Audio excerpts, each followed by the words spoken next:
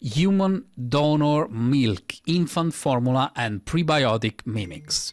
When mother's milk is unavailable, human donor milk, HDM, is the first choice for feeding premature or vulnerable newborns.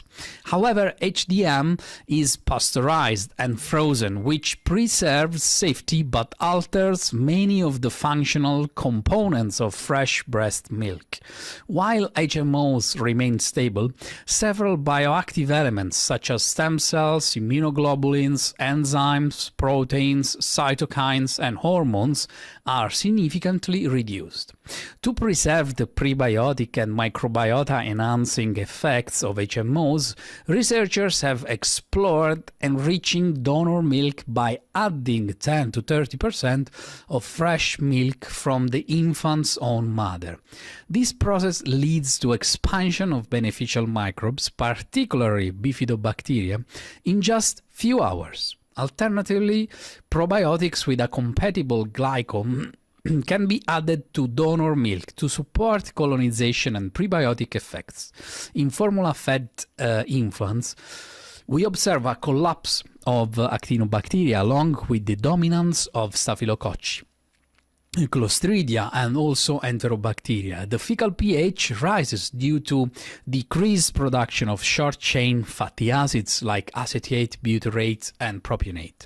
This environment pushes the microbiota towards an adult-like composition too early.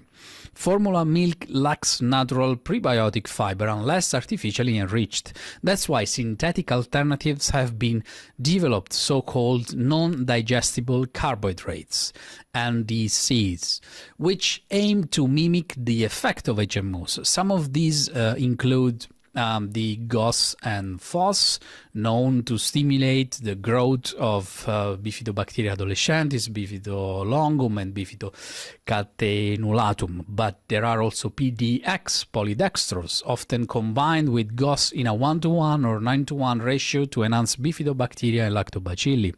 There are also AXOS from cereal fibers metabolized by Bifidolongum in cross-feeding with Eubacterium rectale to produce butyrate. Also the exopolysaccharides produced by bacteria, some of which are prebiotic. There are the pectin oligosaccharides derived from fruit and root vegetables. There are the xylo-oligosaccharides found in fruits and grains and supportive of bifidobacteria growth. Although promising, not all synthetic prebiotics replicate the specificity and complexity of HMOs. That's why understanding the infant microbiota remains crucial for designing effective supplementation strategies.